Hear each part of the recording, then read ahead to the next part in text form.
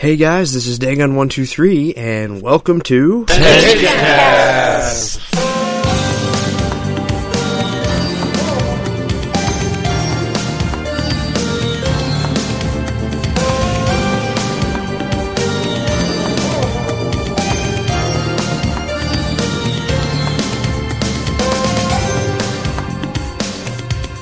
Welcome back to another exciting episode of Tenchicast, presented by Tenchiforum.com, and the finale to No Need for a Trilogy. 3 weeks in the making, but not even Ryoko could push it back even further for me. I have a fantastic cast today. With me I have Chuck. Hello everyone. Evil Pie. Hello there. JG Zimv. 106 degree, hello. Ryoko Fan 21. Yo. And Who. Hi. Tenchi has done it all. Tackled the reaches of space, the infinite dimensions, parallel universes, the slice of life atmosphere, and even survived Ryoko's cooking. But surprisingly, the only thing the Tenchi saga has never touched on before this was the mature drama, which set Tenchi Forever, Distant Memories, apart from the rest. Tenchi Forever Distant Memories' tone is very brooding and drama-enlaced right out of the gate. Do you think this fits Tenchi as a series, and do you think this was the right direction to go into? Well, hitting off with the hard-hitting questions first, I like it. In terms of the feel of this movie, it certainly, as you said, is very different from any Tenchi we've seen so far. I've said it before in the other podcasts. The other movies and shows, they were sort of children's shows. I mean, they have definitely high intelligence. I mean, we're still fans of them to this day for that reason. But this was definitely a different animal entirely. It's a slow burn drama, as I said before, and it's very, very adult. We see these characters who we've come to love and really feel for over their journeys, and we get to see them put through hell like never before, and it's really painful. The first time I saw this movie a few months ago, it was a shock. I really didn't like it that much. It was very uncomfortable to watch, and it still is a bit to this day, because it's a shock. It definitely is different from any other Tenchi we've seen before. But now that I've said that, I have grown to appreciate it more as I've seen it a few times, and I've actually now have the DVDs, and I've watched the Japanese track and the English track, and it has grown on me a bit. And I do think that since they knew that this was probably going to be the last iteration of Tenchi, at least that they were going to have any part of for a long time, that its creators, they took it in a more adult direction, and I think that's what they wanted to do for the ending. And I think it worked well. I think it was a good send-off, and we got to see a different side of the characters that we've watched for a long time and have appreciated. And I think it worked well. I think it's still uncomfortable to watch to this day because of the adult themes, but for the most part, I think it worked well. I found this film, as Chuck just mentioned a moment ago, very uncomfortable and unsettling the first time I watched it, because this is not your typical fare of Tenchi. It is not the Tenchi Muyo that you show a newbie that has never seen the show ever before. This is something that was ambitious. They were trying to do something that had never been done before. All of the others, you'd had a lot of you've had Girl X, you've had different spins on the series and the franchise, but this one, they were, as Chuck mentioned a moment ago, they were trying to kill the show. They were trying to finish it off. They were trying to close it off, and they were trying to do it in a way that had never been done before. And I give props to Negishi and Company for even trying that. Does it actually seal anything off? No, but I think it is still in the same climate of Tenchi. It is still the girls and Tenchi. It's a different spin on all the different themes. I always think of it more of as kind of a what-if story. What if Tenchi was literally removed from the equation? What would happen to the household? What would happen to him? That's my impression of the film, and as to where it stands in the series, I think it stands fairly well as just a nice bookend to the universe story arc. I'd kind of echo a little bit of what Chuck said, simply because he had so much to say, because it kind of hits a bunch of topics. But did I like it? Or the more mature theme? I think it was nice to have a new It took it in a different direction, something we hadn't seen before, and I think that's always good or almost necessary to see in any art form or media, because otherwise it kills itself due to stagnation. And Universe had already gone so many places. Now, as to does it feel like Tenchi? Other than in the Ryoko and Ayeka sequences, not really, to me anyway. You see them touch on them, you see a little deeper into Ayeka and Ryoko's mentality and them trying to, keep each other built up and things on that order. But does it fit what we have seen as Tenchi previously that's animated? Not really. I think if anything, it's closest to, and it should be, Tenchi Muyo and Love 1, because this is a direct sequel to that. I think it's got a little bit of smattering of Tenchi in Tokyo in there because of the parallels with Sakuya and, Tenchi having run off with some other gal and similar theme there. But it didn't have any of the real, comedy elements. I don't think there was actually any comedy actually in the whole movie, come to think of it. And there was different pacing. Yes, it was a more mature movie and all of that in there. If I had to say, is it like every other Tenchi? No. Is it the more quintessential Tenchi is probably the closer to what you'd see in the manga that fits up with early Tenchi Universe and Tenchi OVA. Well, I guess I'm going to be the odd man out this week and just start off saying that I love this movie. I love the fact that they, like everyone here has said, they took it in a more mature direction, not even just with the plot lines, but with the art style as well. Like we've all said, if you watch Tenchi from beginning to end and you finished off the series with the final movie, it's a complete turnaround. I mean, just the art style and the story is so much different from everything else that came before. And like I said, I love the fact that it's a much more mature adult drama. But then again, I've said this on the forum before, I am a diehard Makoto Shinkai fan, and a lot of his films deal along with the same thing as Tenchi Muyo in Love 2, or Tenchi Forever deals with, what would happen if Tenchi was suddenly, just gone. How would Ryoko and Ayeka and the rest of the girls, how would they take that, But I absolutely love this film, even though it is effectively the end of the Tenchi saga, as a whole. But it is, like I said, I'm just a big sucker for intense romantic dramas like that. Well, last but not least, at least hopefully anyway, man, everybody's brought up so many great points. And so I guess I'll try to be specific to the original question. Like, everybody does definitely get that vibe that this is a little more, I guess, mature and grown up, a little bit more dramatic, a little heavier, a little weightier than most of the other Tenchi series. And for me personally, in a lot of ways, even more so than the other movies. And so is that appropriate for Tenchi? I felt it was. And, I felt, obviously, this is set chronologically kind of after Tenchi Universe. As the film starts off right off the bat, Ryoko and Ayeka arguing, it's just another typical day. These characters have been around each other at this point for a very long time. And so they, obviously there's going to have been emotional growth and a lot of interaction in that way, as we see definitely by the end of the film.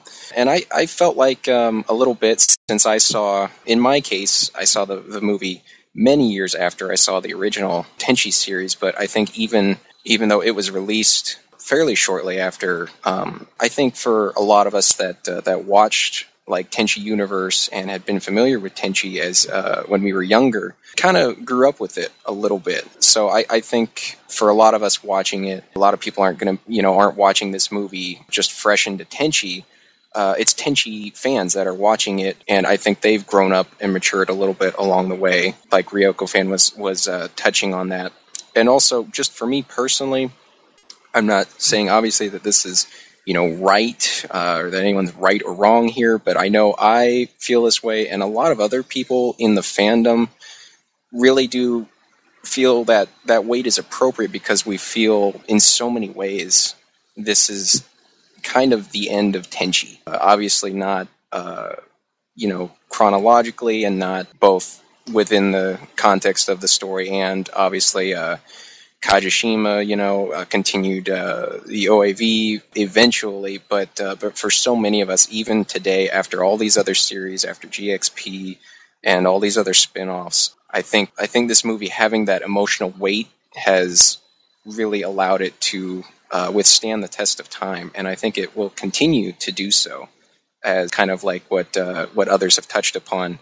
It really does have that intent behind it from the people making the film that this is kind of wrapping things up, and this is kind of the end, and it very much still has that weight to me today. Very good points, and I will echo the sentiments of Ryoko Fan and Who. I very much enjoyed the film, and if I had to pick of the three, I would pick this one as my favorite of the film, simply because, like Ryoko Fan and Who said, it's kind of the end of an era. It's the end of what I like to dub the original saga of Tenchi, before Tenchi evolved into what Masaki Kajishima has turned it into, when it was still in more of its, pure form, I guess. At this point, Tenchi had been going on for 7 years, and that's a long time. I mean, you may sit down and marathon the entire series in 2 weeks, a week maybe, but there's a huge amount of content and adventures and little bits of drama that we've come to associate and we love these characters for. I think it very much fits Tenchi as a series. Tenchi Forever somewhat parallels Rurouni Kenshin around this time, because the original series is for the most part, a lighthearted comedy with action, but it has its moments where we see the more emotional, drama-filled side of it, and it works with Tenchi. We had always seen the slice-of-life comedy wrapped up in this really epic space fantasy wrapper. Very rarely did we see darker tones, but when we did, it was a tremendous boost to the show, and most of all, it felt genuine to the characters. When Ryoko cried and screamed in anger in episode 6 of OVA 1 because of Kagato attacking Tenchi, you literally felt as if Ryoko was standing next to you when it happened. It felt genuine, it felt human, so to speak. And when I saw that the third movie, or Tenchi Muyo in Love 2, was going to go into the more mature drama route, I was excited because it was fresh, and it meant that we were going to see what really drove the characters and expand on that dramatic Tenchi we had only seen little glimpses of, and not, next time on Tenchi in Tokyo the game show, woo! In another departure from the normal Tenchi formula, Haruna, the antagonist, is not an ultra-powerful being by any means. In fact, she's very tragic. What are your thoughts on her? Ah, nice. Way to spice things up. Threw me for a loop there. Oh, man. When I first saw it, I think a lot of people are going to echo this, especially me being a shameless Ryoko fan. I had very much the same reaction to, say, Sakuya, when she first, came about, and I kind of, she's trying to take Tenchi for herself, and she's trying to take him away from his family and from the other girls and stuff, and I of course I hated her for that, and spoiler alert, seems like she and Tenchi go places that he had not previously with any of the other girls, and so that was just, I'm sure, just outrageous for so many fans, Ayeka and Ryoko fans alike. And so, I kind of was despising her for that. But by the end of the film, even my first viewing of it, I did definitely, I could see, that it wasn't just a sad attempt at garnering sympathy for this character. It didn't feel that way to me. It felt like, she did have a very tragic life in a lot of ways, as we see in the very beginning via flashback, and then it more explained to us later what all that entails. And so obviously she's not, like you said, Dagon, she's not a super powerful being, she's not a Kane, she's not a Kagato, she's not really a evil person. She's just was very, very hurt, very emotionally damaged. So by the end, she was just using Tenchi, trying to replace something that she lost, and in a lot of ways, she was cheated out of. Her and she and Yosho, spoiler alert, were in the prime of their lives, and they were looking forward to living a full life together and growing old together, and she got robbed of that. So I did sympathize with her very much, especially towards the end, even though I still count myself as a diehard Ryoko fan. Well, I'm going to echo a bit of what Who said. Indeed, when I first watched this movie, I had not many good things to say about Haruna. I thought she was an archetypal tragic figure. I mean, we know she's tragic, it's been said already, and it's fairly obvious. I just didn't think that she was a good character my first time through. I've grown to appreciate her more a bit. She's definitely, I would say, the only human villain that we've seen in a Tenchi show or movie. She's not an all-powerful space pirate like Kagato, or a powerful dark prince like OVA or Universe Kagato, or Kane, or a chosen goddess or anything, or a counteractor. She's human, and that has its own certain appeal to it. I think it goes well with the direction, like we were talking about, the more adult direction they were taking the show, and I think she fit very well in that respect. I wish that we could have had a bit more of perhaps development with her. I think she sort of followed a very archetypal pattern for a tragic figure. She's shown the error of her ways in the end, spoiler alert. I've grown to appreciate her more, and she's definitely, like I said, she's a human villain, and that's a very unique tone in these movies. But for the most part, I still feel that she was not the very best villain, but she fit the tone of the movie well, and that's what I give her credit for. I am pretty much going to echo everything that Who said. First time seeing it, being a Ryoko fan, I didn't like the fact that she was trying to break up the nice little, not karma effect, but the nice little zen attitude in the whole house. How she took Tenchi away, and this obviously infuriates Ryoko and Ayeka. Dynamic, yes, that's the word I was looking for. Thank you, JG. And obviously did not like her for that. But every time I watched the film after my first try, like Who said, I genuinely felt sorry for Haruna, because, like he said, here's this woman who was essentially robbed of living a joyful and happy life with the man she loved, and it's just awful. I mean, to anyone, that is an awful thing to go through. Just for her to just try to gain that back through Tenchi, while, yes, it's not fair of her to try to break up the dynamic of the household, but in a sense, she's trying to regain something that was taken from her. So, like Who and Chuck said, she's very human for wanting to do that. And at first, I didn't like her for that, but the more I saw it, the more I started to sympathize with her and just to genuinely feel sorry for her. And I do like her. She does fit well for this movie with the more mature theme, like we've all said here. And I kind of look at it the way I look at Saki of Tenchi in Tokyo. The more I watch her, the more I like her. I'm still not 100% sure about her, but I'm starting to like her more and more. When I was first introduced to Haruna, I had the same knee-jerk reaction as everyone. She's breaking up the household. She's Sakuya version 2. Oh no, you're breaking up my Tenchi. But again, multiple watchings, just like everyone else, kind of made her grow on me. I believe it might have been you, Daganji, who mentioned this before, that Rurouni Kenshin Sikyokuhen,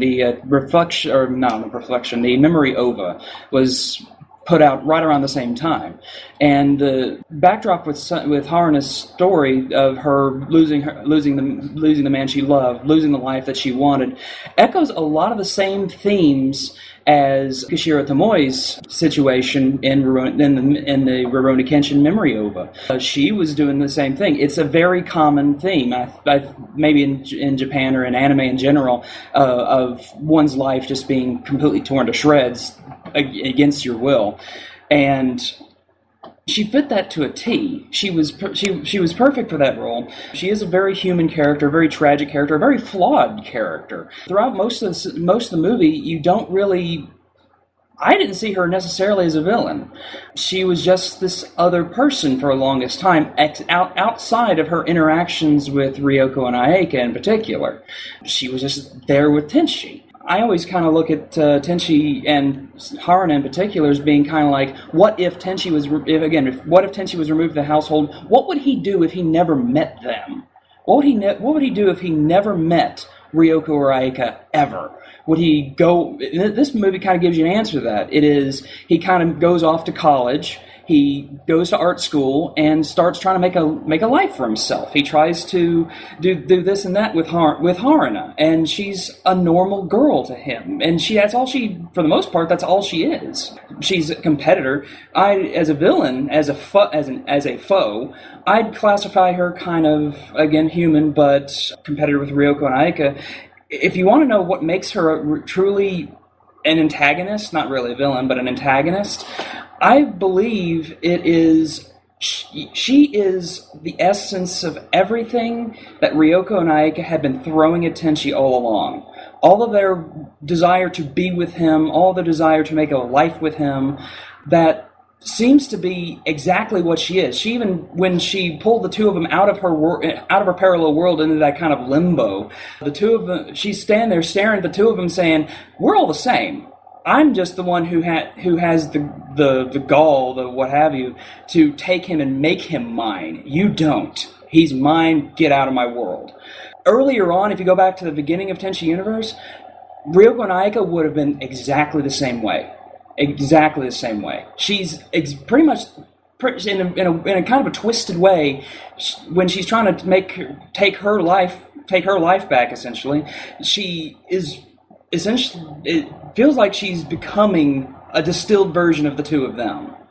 And just a sort of side comment is, since this is the final podcast of the three films, Haruna kind of fits in the three films in an interesting way. Each of the films is sort of a particular woman in a man's life, in Tenchi's life. The first one was his mother. The second one was his daughter. And the third one, the most dangerous and ambitious version of them all, is Tenchi's lover, Tenchi's girlfriend. And how do you do that and get away with it? That goes back to the mature tone, and the pacing of this film is so much different because it is a different beast. You talk about a guy's mother and have adventures. You can talk about a guy's daughter and have adventures. You talk about a guy's girlfriend, things are different. I get to be the odd man out of the group, which I've only watched the third movie twice here. And as to Haruna, I can't really justify what she did to give her a free pass card or to get out of it, like some of you other guys are alluding to with it, or understanding that she's a human, because to begin with, she's not a human. She's a Jorian. Even though, we all look at her and say, oh yeah, 2 arms, 2 legs, head, no antenna, human. She and Yosho didn't have to make the incredible journey to Earth. They could have gone to some other planet. They could have gone to the planet of, swords, or some other, resort or something, trying to flee from Jirai and, all of that. It didn't have to go that way. It's done this way for story purposes, so we'll work with what we got. She does have powers in some level because she's buried underneath or with a tree of Jorian power. And she's manipulating, the space in Tokyo, or wherever that was in town, that was many city blocks. She sucked Tenchi into a tree and manipulating him as well as other areas. And she's got a network, essentially, of other trees, just like the first movie did. They had to go around to different special spiritual spots and hook up transmitters in order to give them enough power to do the same thing. It's very reminiscent of the first movie. Kioni Mihoshi doing their thing, Washu doing her thing, the other gals being the front runners, trying to help out Tenchi. Same general setup. I think, as I was just saying about the maturity level of, mother, daughter, in this case lover, was interesting in of itself. There is a good observation. Being that I've personally experienced manipulation and abuse and things along the same idea as Haruna's warping your mind, I can't give it as much a free pass because I know what it does to you, and once you get out of that situation, you don't look at it the same way. And Haruna was, until the whole very end, it was all really about her and what she wanted, but there was an interesting statement in there that she made, is that, I'm giving Tenchi what he wants as well.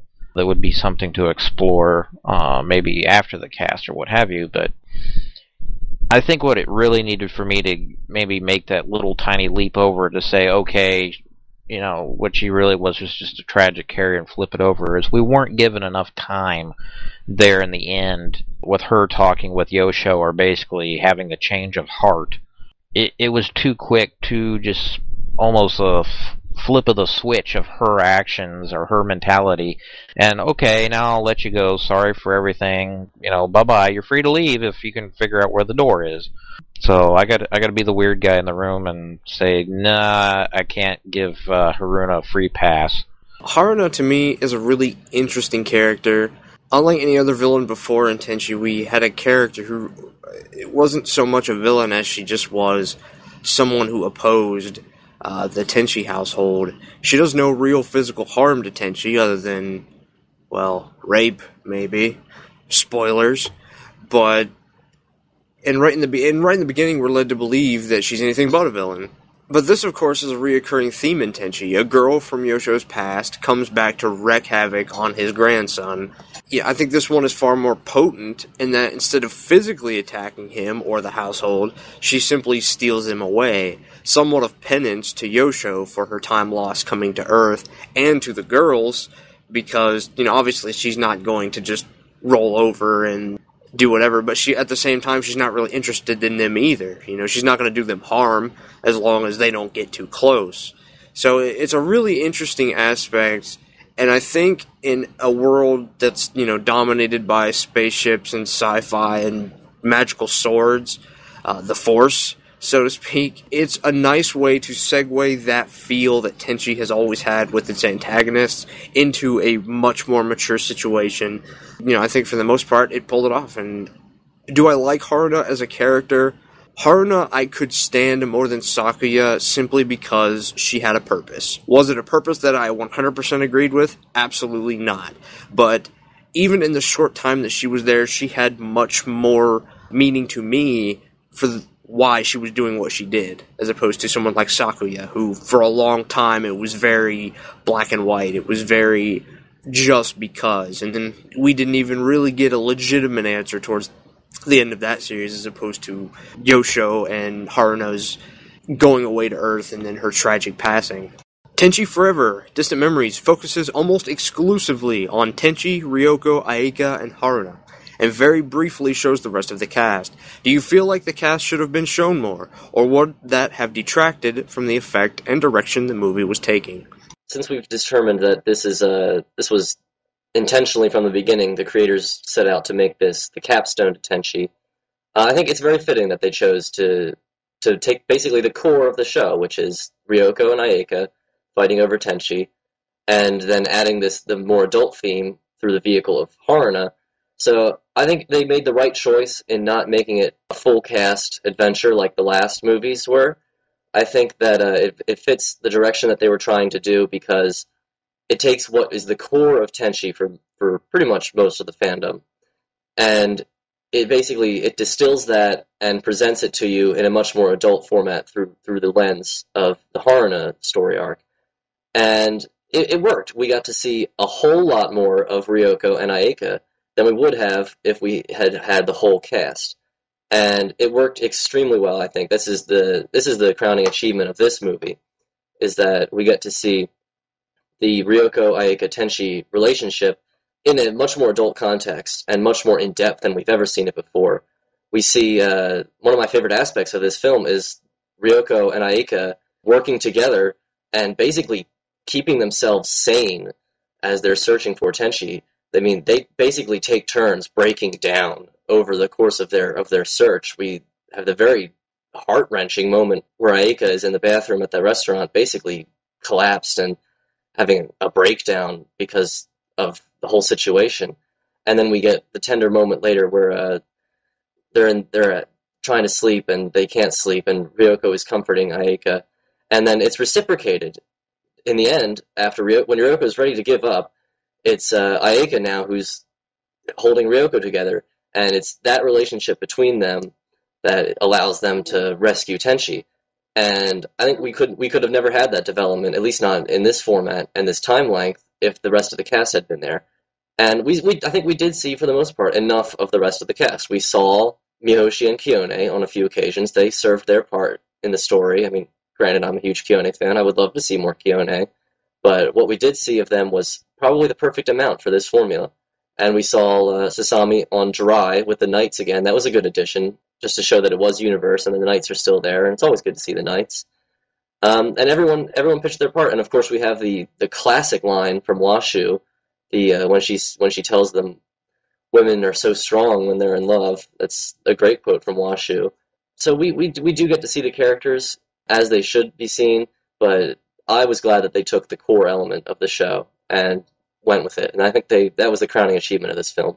I was just happening to think with that, on that note, the only thing I really would have preferred to see more of would have been more of Ryoko and Ayeka's adventures or travels before they landed back in the city, because Ryoko makes the comment, we've been all over the place, we've gone many places, haven't we, just trying to search for him. But now I've got a good feeling about this place, and they've got the watch from Washu, the tracker.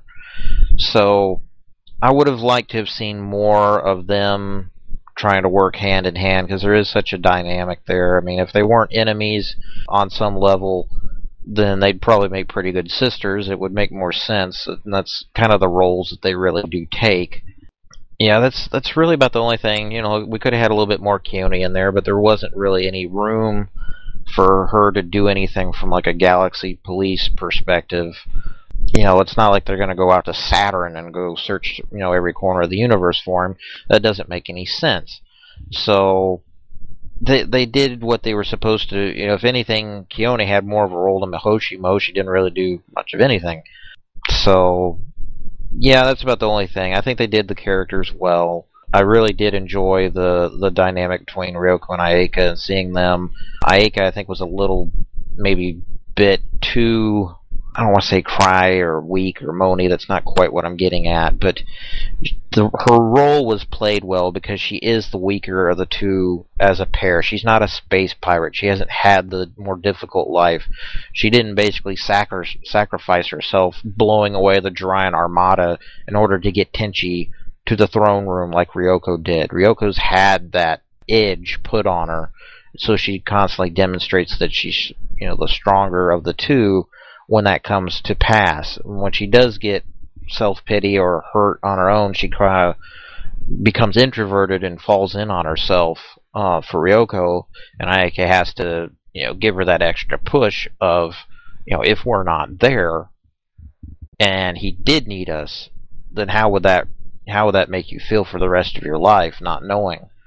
But I think it was done what it needed to do. There would have been, maybe, if I was tweaking it, maybe the scenes where they catch sight of Tenchi would have lasted a tiny bit longer, and the music might have been tweaked a little bit, but otherwise it played out well. How do I feel about the portrayal of the cast here? As much as I'm a big fan of the cast as a whole, as well as I love lots of the minor characters. I love the Knights, I love Nagi. Since this is Universe, I would have loved to see Nagi one more time.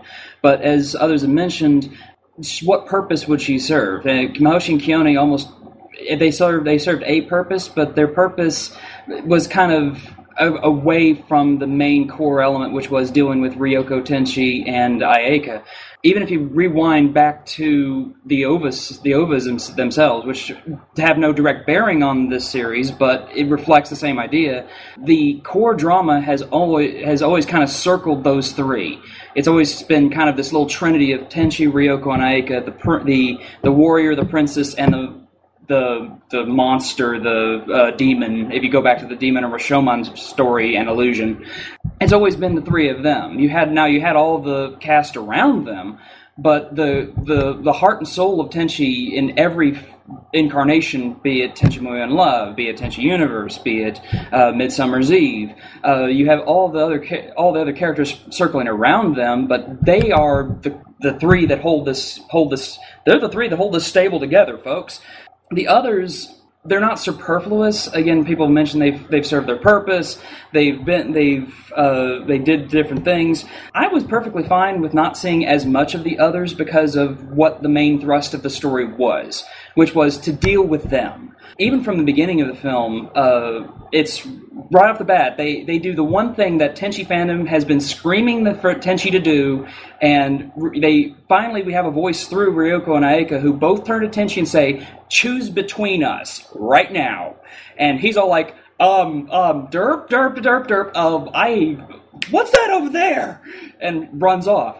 That was pretty much the deal breaker right there. That changed how this entire story was going to go compared to the rest of the show. Tenchi Universe, even the OVAs, they haven't even broken down and said to Tenchi's face, "Choose now, choose between us."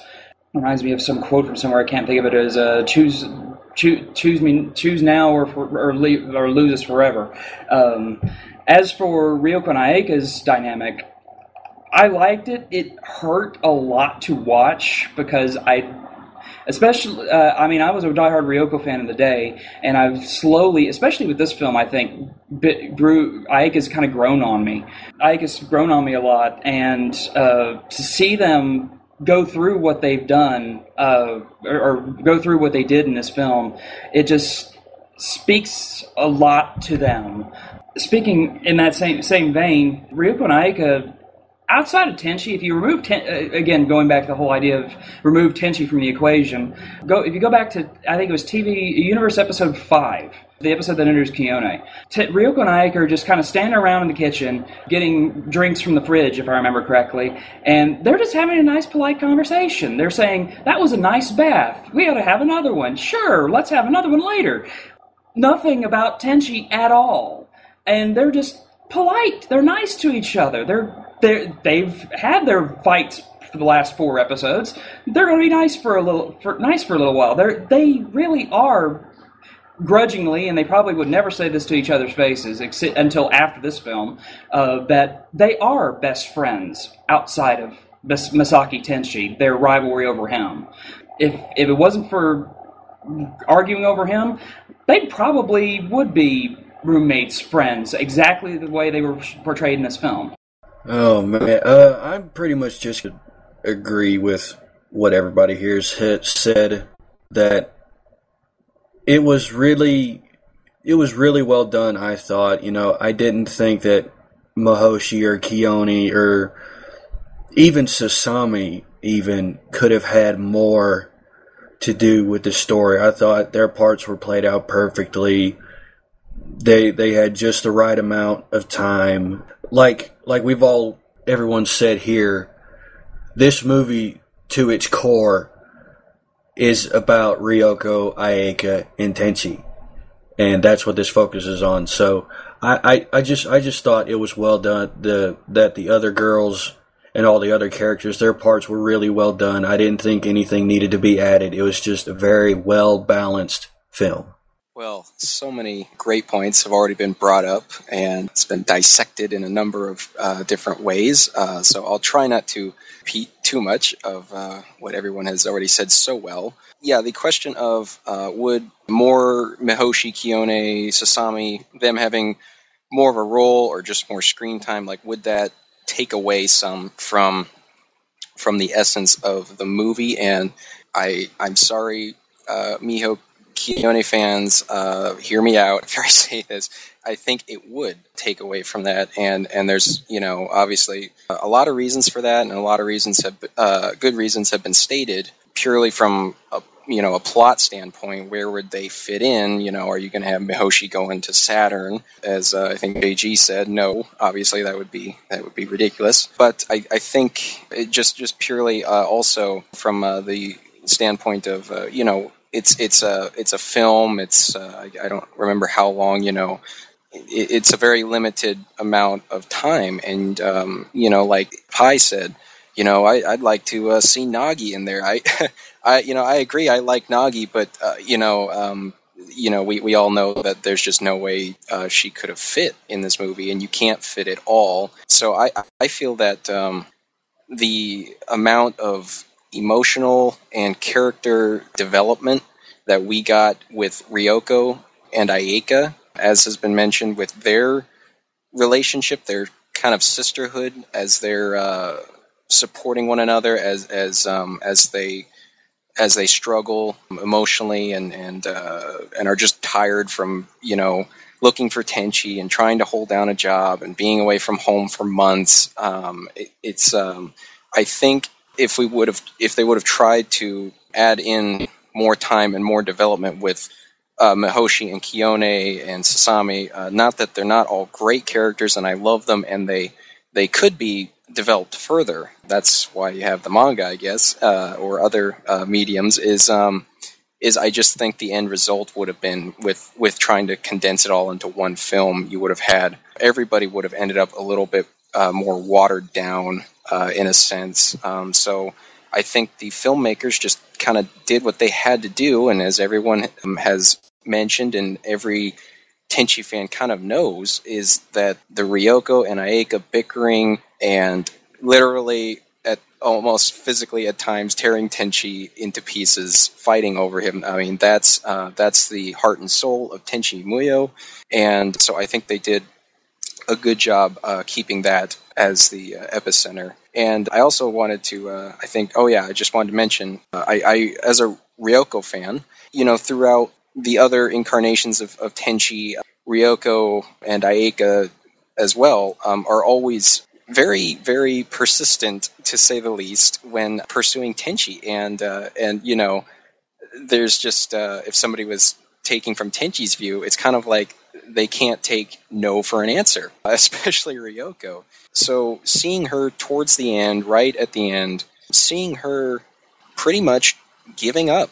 She spent months trying to find Tenchi, and here she's had Haruna and pretty much Tenchi as well tell them, no, get out, leave. Seeing her a little bit more vulnerable in that sense, and seeing that she's not, she's obviously a flawed character in many ways. Those are the most trusting of characters, and I think her, giving up and her needing that uplifting from Ayeka right at the end was so much more satisfying than if Ryoko had, in every carnation of Tenchi been, I'm never going to give up. I'm going to get Tenchi. Believe it. Like, that would be annoying on a lot of levels after a while, because it's like, nothing phases you. What, are you not human? And I know we're dealing with aliens and Jorians and stuff, but from a kind of a literary sense, these are very, as has been mentioned, these are very human characters. They have human emotions and fallibilities and such, especially emotionally. So I just wanted to point out that was a very, very welcomed character evolution and development of Ryoko for me.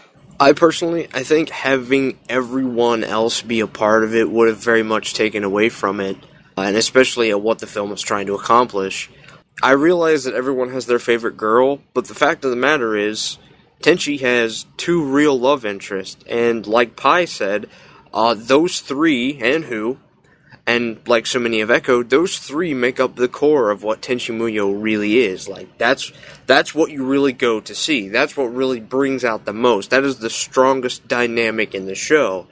And that's not to say that's the only dynamic, but that's the reason also that many of these characters were not included in large amounts. They're great characters, there's absolutely no doubt about it, but adding in even one extra character to that core of three changes the dynamic of how the scenes work and how the characters will act, and you really can't pass off a true drama in the sense that we're really going for, because these three characters are the strongest emotionally, in that they're all connected to each other. That dynamic is extremely strong, and it will, like it's shown in the film, break them down to their core, even when we've seen in the past, like Who said, Ryoko is extremely persistent, but this shows that she is human. This shows that Ayeka is human. It shows that they're real people underneath what we see, and that they can break down, and that everything's not perfect. It's a different dynamic, and to cut a very long and agonizing discussion between myself and JG extremely brief, right from the beginning, this movie says, this movie is about a man and his mate. It starts with one and ends with another, and putting anything else in between is just mucking it up. And finally, if there was one thing about this movie that you could change, would you change it? Or would you end it the way it is and end the original Tenchi saga as we've all known it to be? You know what? Thinking back to how many times I've watched the film and how I've enjoyed it every time, and as we've touched upon with these really intense emotional scenes that still choke me up to this day every time I watch it, I don't think there's anything I would change. Even the art style and the way the characters are drawn, looks a little bit different than what we're accustomed to from, say, the Universe series. It looks a little closer to, a little bit like Tokyo, but not nearly that. It's more detailed than that. And I thought a lot of instances, like with the trees, where in the forest, where when Tenchi's first taken by Haruna, I think just the artwork is beautiful. The score is absolutely gorgeous. The piano and oboe duet that plays right at the end when Ryoko goes to take Tenchi back for the final time.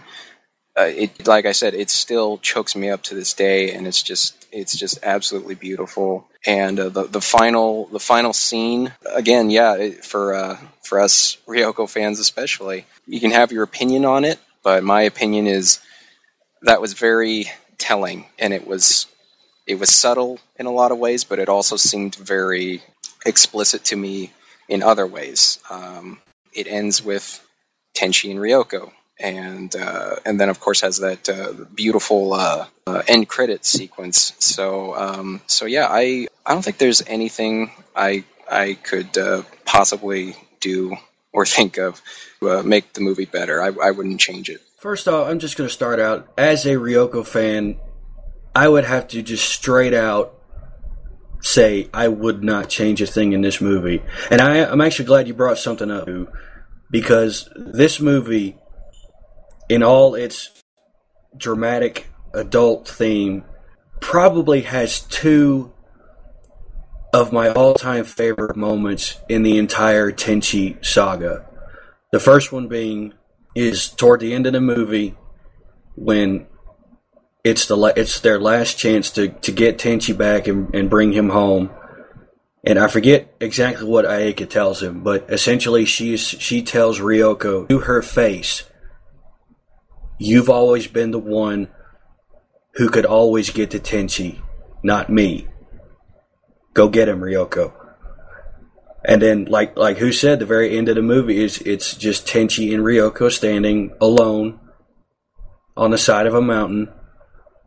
And I never forget the first time I saw it. I saw those two standing there. When they look at each other, I just kept thinking, kiss her, kiss her, kiss her. And then the credits start rolling. Like, but, even that, I would not change a thing in this movie. I just thought it was absolutely perfect for the theme and the artwork, everything. It was just a fantastic way to end the series. I think if there was one thing I'd remove, it would have been the Haruna trying to, we're calling it rape, her basically, sexing him up or whatever you want to call it. To me, it feels out of place. I think it's meant to feel out of place. I'm not sure it's entirely necessary in there to get the point across. There's other things they could have shown. To me, after this, on the second watching, the only thing I could think of is you're basically having intimacy with a corpse, because that's about as much love and affection as I'm seeing going on here. So, yeah, it wasn't. I don't think it was necessary in there. They could have done other things to show that, or her dragging him around town and they get into a fight or something else. But it didn't. Whatever. But the thing on the hill. And I guess if this is going to be our final question, I'll throw my 10 cents in here too, because I already kind of hashed out, as Dagon alluded, on the forum and said my 10 cents worth. But the movie, I think, does nudge towards Ryoko. I don't think it seals the deal. I don't think it necessarily means like Ayeka is completely out of the running, but it does nudge towards that. The end credits nudge towards that. The standing on a hill is it's not a foreshadowing, whatever the opposite of that is. A throwback to Achika and Nobuyuki doing the same thing on the hill with the house on the sketch pad. There are throwbacks in there. And really, of the two of them, I think Ryoko's the one that should have gotten Tenchi if that were the case. But I'm not as dead set on it being, only Ryoko at the end of the movie as others might be. But yeah, that's my only real complaints. What I could have added to the film, and this has been touched on by several people already, but I could have spent another half hour on watching the film if the producers or writers, animators, what have you, had strung out more of the 6 months where Tenchi was missing, some of the initial search, what kind of chaos befell the house before everyone split up. Essentially showing more and more of the breakdown that we didn't see. We saw Ayeka and Ryoko collapse near the end of their search, but we didn't see as much of the crumbling that we could have seen. Also, something that would have been nice, and JG mentioned this a moment ago, and maybe Who as well, that we could have seen more of Haruna and Tenchi's relationship throughout this entire thing. If you look at Tenchi, he looks like he's in his mid-20s now, as opposed to what he should be, which is either in his late teens. Again, Haruna kind of age-upped him to make him look and act like Yosho. So something in there happened. We're not completely sure. Haruna kind of messed with his, as JG mentioned, messed with his head, maybe even gave him some memories he's not supposed to have, and said, "Go." I mean, we could have had some more of the interplay between the two of them, building up this intimate relationship of two lovers in an apartment that we are led to believe is going on right there, whether they show it or not. That could have replaced what JG mentioned, some of the love scenes that they had there that didn't go, that seemingly were out of place, didn't belong. They could have extended that a lot out with other things. Is there anything that would have been appropriate to remove from the film? Mahoshi acting like a complete dip, that would have been a plus. Having her being a bit more useful for Kyone's purpose would have been nice. Other than that, I think I couldn't add or subtract anything. Those, to me, are kind of what I would mess around with. I don't think they're emotionally and thematically, I don't think there's anything that could have really been added other than that. Well, I guess for me, it's just going to come back down to Haruna again. How they presented her, they really didn't seal the deal with me when it came to Haruna. And don't get me wrong, I would not remove her from the movie at all. She is the vehicle through which this movie achieves its great success.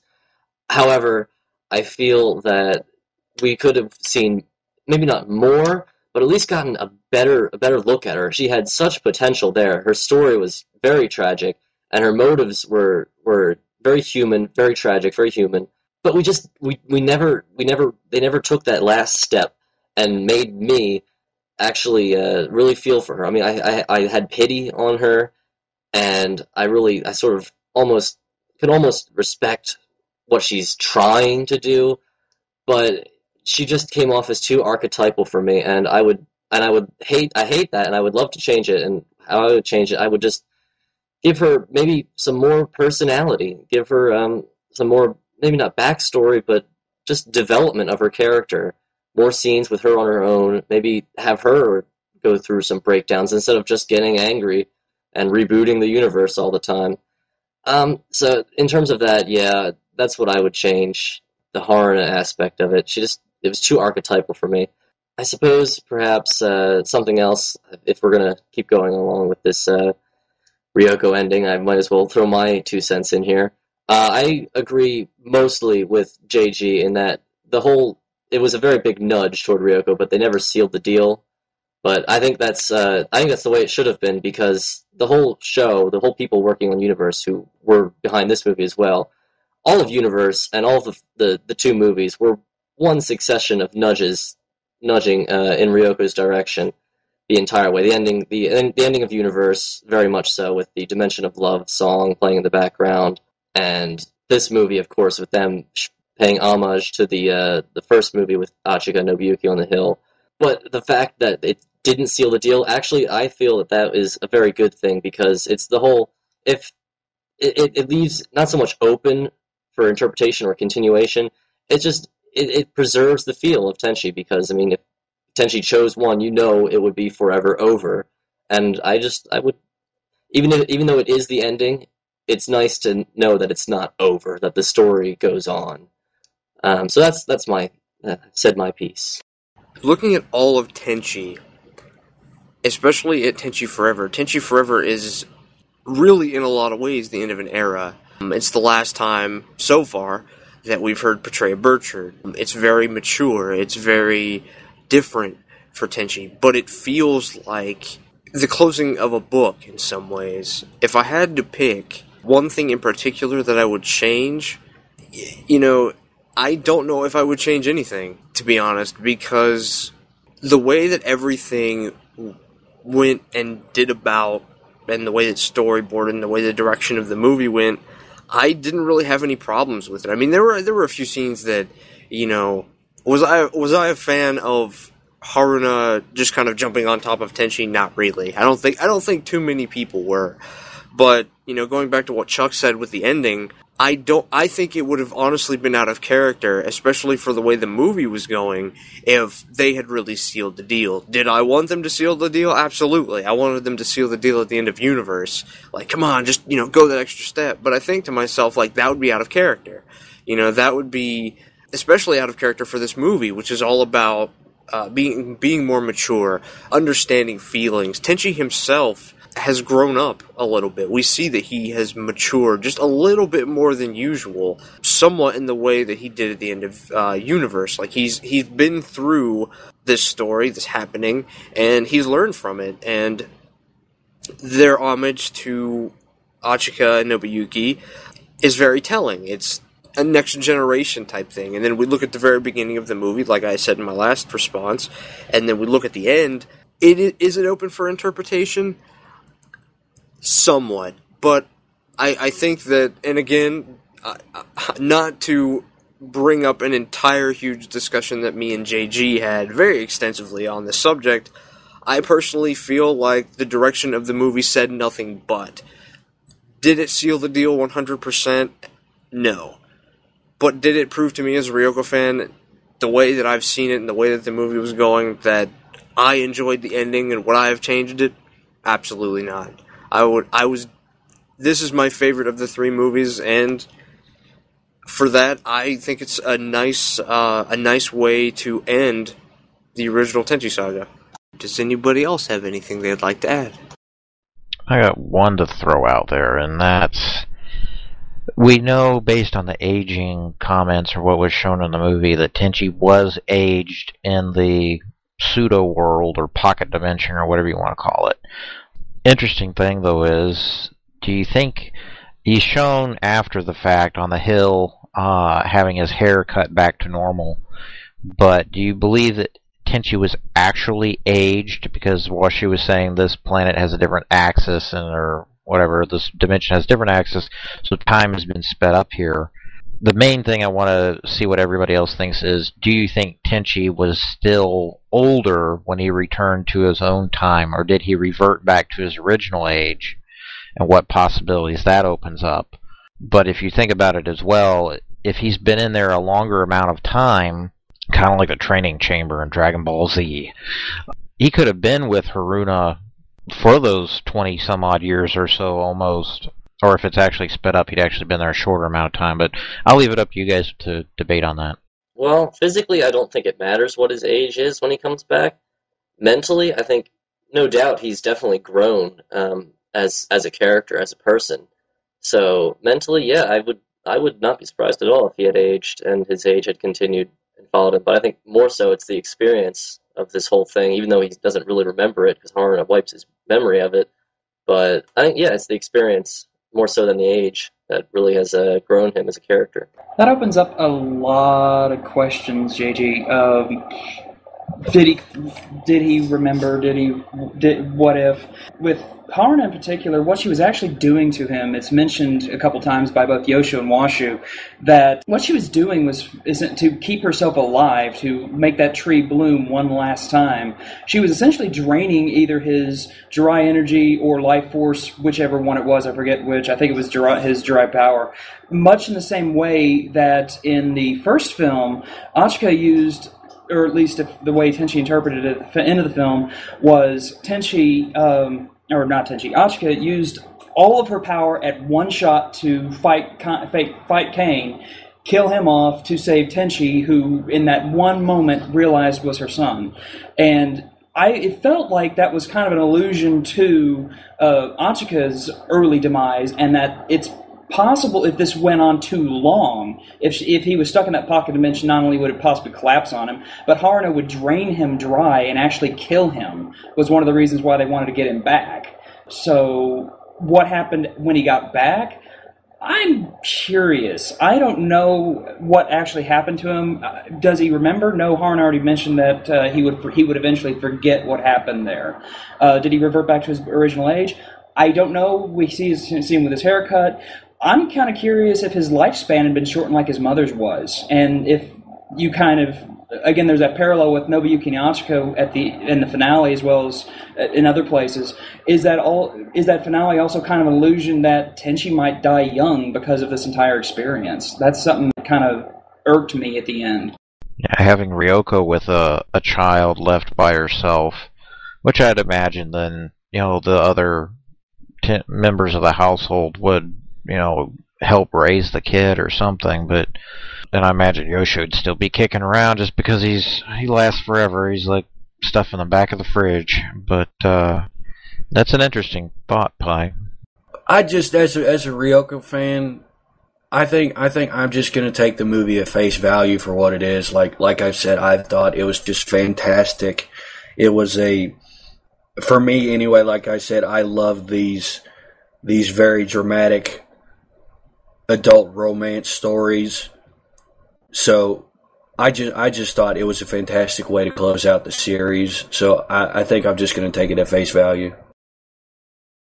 Well, something that I got out of the scene with Haruna, Yosho, and Tenchi when Yosho and Haruna are kind of fading away. She says that you'll eventually forget about me, etc. But something that's been kind of a theme throughout the entire film, when Tenchi was in that alternate or parallel world, was that everything that he remembered about the Tenchi household, all the flashbacks, all the memories that were locked up in his subconscious, has been mentioned previous, came to him through flashes, through visions, like broken memories, like a dream that he just could not quite remember except when he drew, alluding back to the whole getting in touch with his memories, his feelings, something he forgot when he was drawing. I kind of felt that what Haruni was mentioning was when he got out of the world, it would kind of reverse. That what happened with Haruna would slowly become, again, like JG said, a memory or a dream. Just this one fantasy that happened in the back of his mind and just became vapor over the years, overwritten by his time with the girls, etc. Sorry, I didn't want to interrupt, but I thought we were closing shop. So I don't know if this will fit into the cast with the questions or anything. But on the topic of this, Dagon, as you mentioned, and maybe some others did as well, as this being their favorite of the three movies, I think it was for me as well.